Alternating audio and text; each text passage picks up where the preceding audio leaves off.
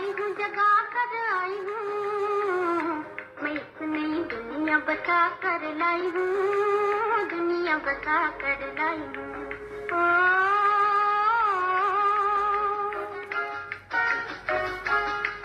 तकदीर जगा कर आई हूँ, तकदीर जगा कर आई हूँ, जगा कर आई हूँ।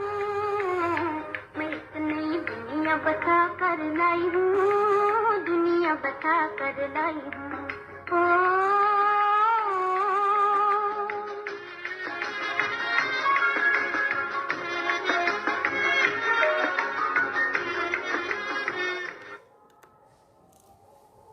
ओम शांति। मुरली का डेट है 19/8/22। बाबा कहते, मीठे बच्चे, अभी तुम्हें सारे विश्व के आदि मध्य अंत की रोशनी मिली है। तुम ज्ञान को बुद्धि में रख सदा हर्षित रहो। बाबा कहते, मीठे बच्चे, अभी तुम्हें सारे विश्व के आदि मध्य अंत की रोशनी मिली है। तुम ज्ञान को बुद्धि में रख सदा हर्षित रहो। प्रश्न, अभी तुम बच्चों की बहुत जबरदस्त तकदीर बन रही है। कौन सी और कैसे? अभी तुम श्रीमत पर चल 21 जन्मों के लिए बाप से बेहद का वर्षा ले रहे हो। श्रीमत पर तुम्हारी सब मनोकामनाएं पूरी हो रही है। ये तुम्हारी जबरदस्त तकदीर है। तुम 84 जन्म लेने वाले बच्चे ही चक्कर लगाकर अभी ब्राह्मण बने हो, फिर देवता बनेंगे। ऊंची तकदीर तब बनती है जब बुद्धि योग बल और ज्ञान बल से रावण पर जीत पाते हो।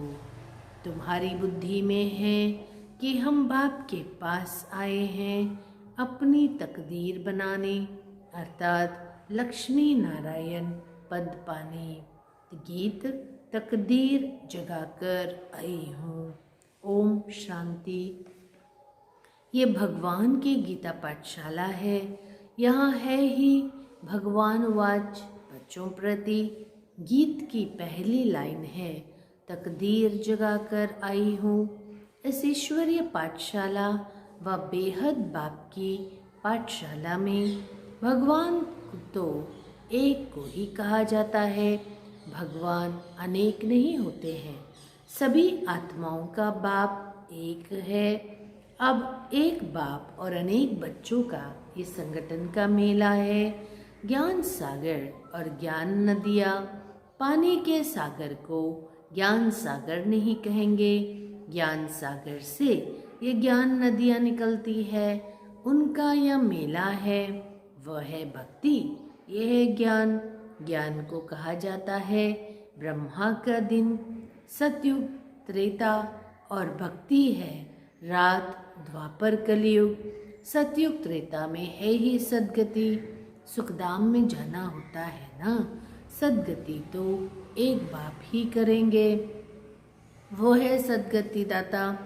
तुम्हारी अब सद्गति हो रही है, अर्थात पतित से पावन बन रहे हो।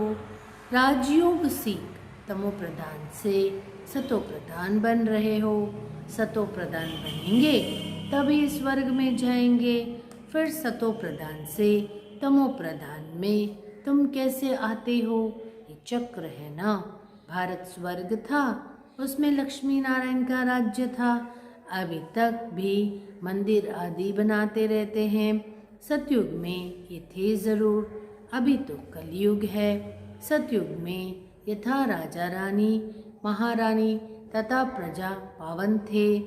लक्ष्मी नारायण को महाराजा महारानी कहा जाता है। बचपन में वो महाराज कुमार श्री कृष्ण और महाराज कुमारी राधे थी।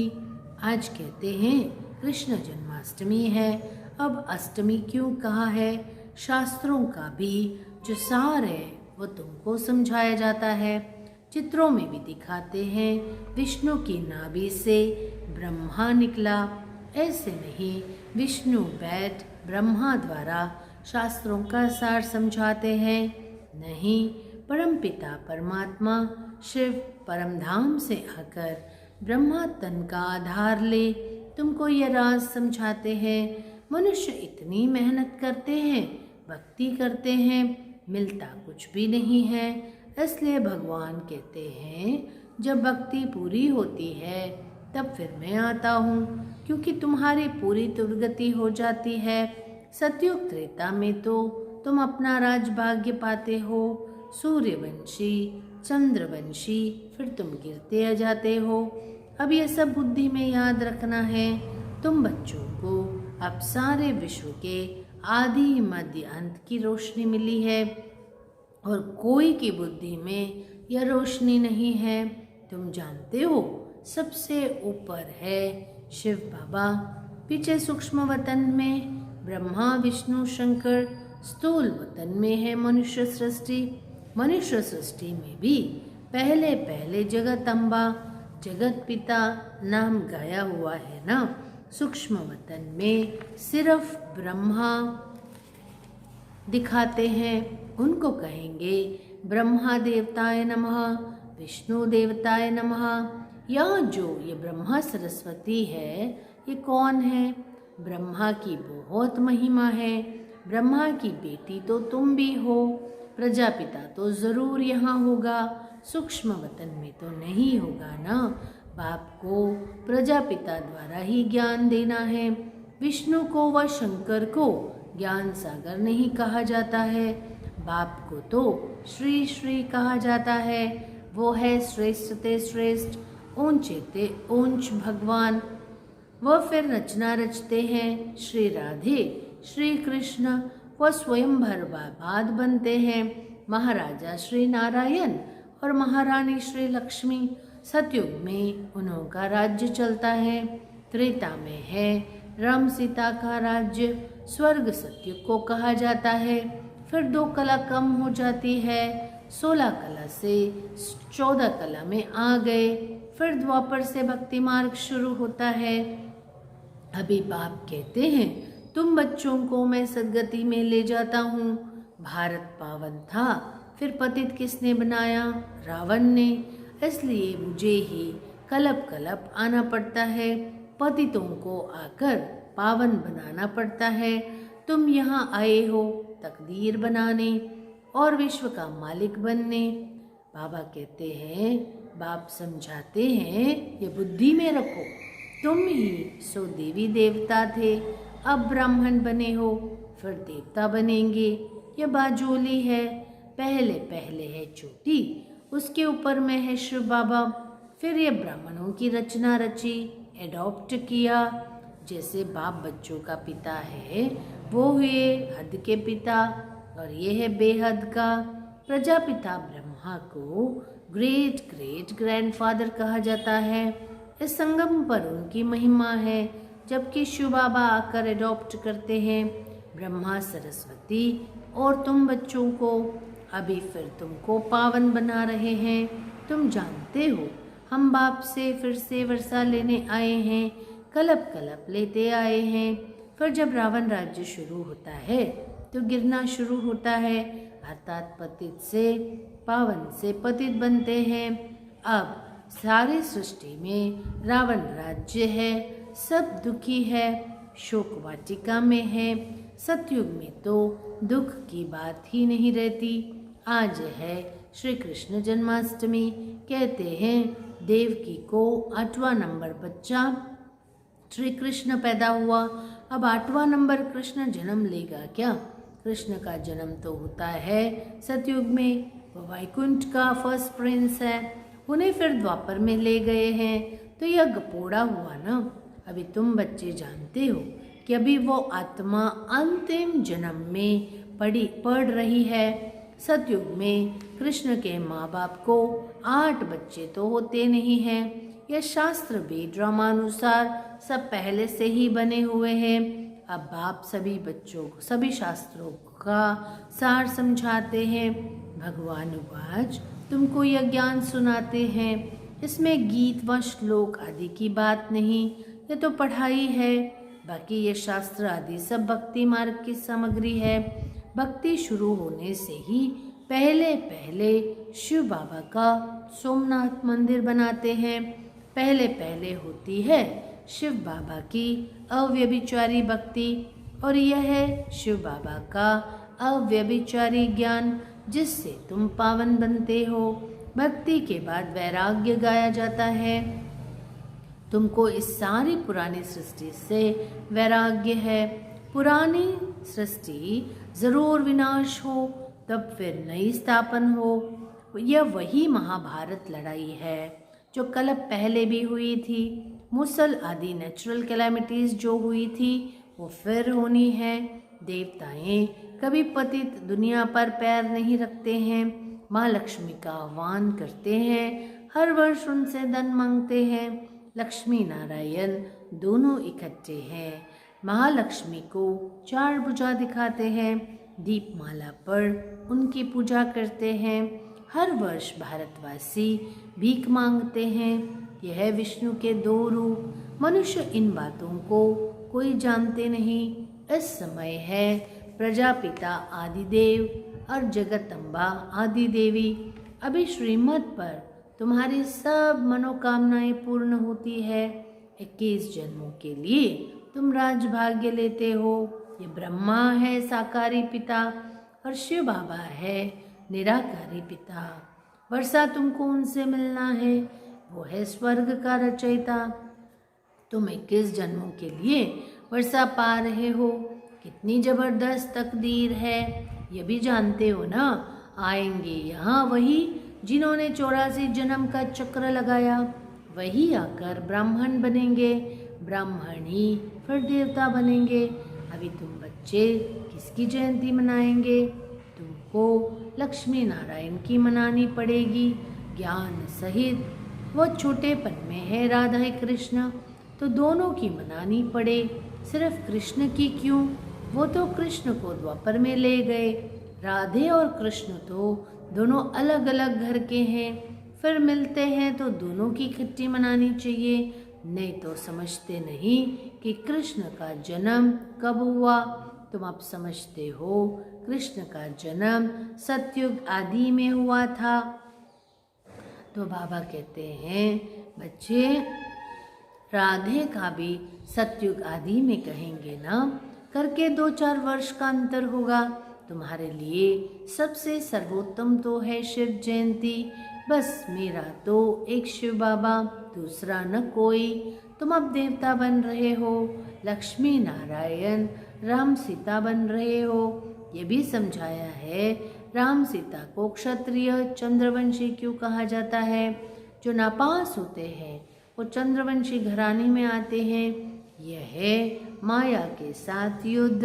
रावण पर विजय प्राप्त करते हो इस युद्ध के मैदान में। बाबा कहते हैं बच्चे, बाकी पांडव कौरवों की लड़ाई है नहीं, तुमको माया पर जीत पानी है। बाप आत्माओं को कहते हैं ममेकम याद करो, तो तुम्हारे विक्रम विनाश होंगे और माया पर जीत हो जाएगी। बुद्धि योग बल और ज्ञान बल से माया पर विजय प्राप्त होती है। भारत का प्राचीन योग बल मशहूर है, जिसे तुम रावण पर जीत पाकर राज्य लेते हो। बड़े ते बड़े तकदीर है ना। मुख्य बात है बेहद बाप को और 21 जन्म सदा सुख के वर्षे को याद करना है। सेकंड में स्वर्ग की बादशाही। जब तक बाप की पहचान बुद्धि में नहीं बैठी है तब तक समझ नहीं सकेंगे। तो बाबा कहते यहाँ कोई साधु संत आदि नहीं है, न कोई गीता और शास्त्र आदि सुनाते हैं जैसे साधु लोग सुनाते हैं। गांधी भी गीता सुनाते थे और फिर गीत गाते थे, पतित पावन सीताराम। अब गीता तो भगवान ने गाई। अगर गीता का भगवान कृष्ण था तो फिर राम सीता को क्यों याद करते थे? वास्तव में सीताए तुम हो, राम है निराकार भगवान। सभी भगत है पुकारते हैं हे राम हे भगवान, आप आकर हम सीताओं को पावन बनाओ। फिर रघुपति राघव राजा राम कह देते हैं। सुनाई बातों पर सुनी सुनाई बातों को पकड़ लिया है। फिर गंगा को पतित पावनी क्यों कहते हैं? भक्ति मार्ग में बहुत वहाँ जाते हैं, वर्ष वर्ष मेला लगता है, वहाँ जाकर बैठते हैं। तुम बैठे हो ज्ञान सागर के पास, वो फिर पानी में जाकर स्नान करके आते हैं। पावन तो बनते नहीं, पतित ही बनते आए हैं। तुम तो अभी ज्ञान मार्ग में हो, तुम अभी वहाँ नहीं जाएंगे। सच्चा सच्चा संगम यह है, जबकि आत्माएं परमात्मा अलग रहे बहुकाल, परमपिता परमात्मा से बहुत समय से कौन बिछोड़ते हैं? वही जो पहले पहले सतयुग में थे, तो ज़रूर उनसे ही पहले भगवान मिलेंगे, पहले वही आएंगे। यहाँ जरूर पढ़ना पड़े। जो स्कूल में ही नहीं आएंगे तो वो क्या सुनेंगे? गुह्य गुह्य पॉइंट्स कैसे समझेंगे? कोई कहते हैं फुर्सत नहीं, बाप कहते हैं यह है सच्ची कमाई, वो है झूठी। तुम तो पद्मा पदमपति बनते हो, बाकी इस समय ये तो झूठी साहूकारी है। बल कितने भी लखपति करोड़पति है, गवर्नमेंट भी उनसे कर्जा लेती है, परंतु है तो सब झूठी काया, झूठी माया, झूठा सब संसार।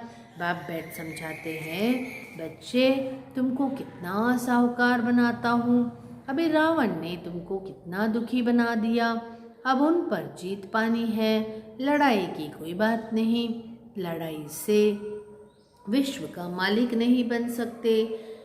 तुम योग बल से विश्व का मालिक बनते हो। योग सिखलाते हैं बाप, इनकी आत्मा भी सीखती है। बाप इनमें प्रवेश हो तुमको ज्ञान सुनाते हैं, कहते हैं मैं तो जन्म मरण रहित हूँ। बाप बेहद का बाप है, तो बेहद का राज समझाते हैं कि तुमसे माया ने क्या क्या करवाया है। तुम 5 भूतों के वश होते गए हो। क्या हल हो गया है, क्या हाल हो गया है। तुम कितने धनवान थे, भक्ति मार्ग में फालतू खर्चा करते करते अब तुम्हारी क्या हालत हो गई है। अब भक्ति के बाद भगवान आकर स्वर्ग की बादशाही देते हैं, इसलिए सद्गति करने बाप को ही आना पड़ता है। अच्छा, मीठे मीठे सिक्की लदे बच्चों प्रति माता पिता बाप दादा का याद प्यार और गुड मॉर्निंग। रूहानी बाप की रूहानी बच्चों को नमस्ते। धारणा के लिए मुख्य सार, पद्मा पदमपति बनने के लिए सच्ची कमाई करनी है। पढ़ाई में समय का बहाना नहीं देना। बाबा कहते ऐसे नहीं पढ़ाई के लिए फुर्सत नहीं, रोज़ पढ़ाई ज़रूर पढ़ना है। एक बाप की अव्यभिचारी याद में रहकर आत्मा को सतो प्रधान बनाना है। मेरा तो एक शिव बाबा, दूसरा न कोई, यही पाठ पक्का करना है। वरदान, सदा एक बाप के स्नेह में समाये हुए सर्व प्राप्तियों में संपन्न और संतुष्ट भव। जो बच्चे सदा एक बाप के स्नेह में समाये हुए हैं, बाप उनसे जुदा नहीं और वे बाप से जुदा नहीं, हर समय बाप के स्नेह के रिटर्न में सर्व प्राप्तियों से संपन्न और संतुष्ट रहते हैं। इसलिए उन्हें और किसी भी प्रकार का सहारा आकर्षित नहीं कर सकता। स्नेह में समाई हुई आत्माएं सदा सर्व प्राप्ति संपन्न होने के कारण सहज ही एक बाप दूसरा न कोई इस अनुभूति में रहती है। समाई हुई आत्माओं के लिए एक बाप ही संसार है। स्लोगन, हद के मान शान के पीछे दौड़ लगाने के बजाय स्वमान में रहना ही श्रेष्ठ शान है। स्लोगन, हद के मान शान के पीछे दौड़ लगाने के बजाय स्वमान में रहना ही श्रेष्ठ शान है। ओम शांति। अभी 1 मिनट याद में बैठकर क्लास को संपन्न करते हैं। ओम शांति।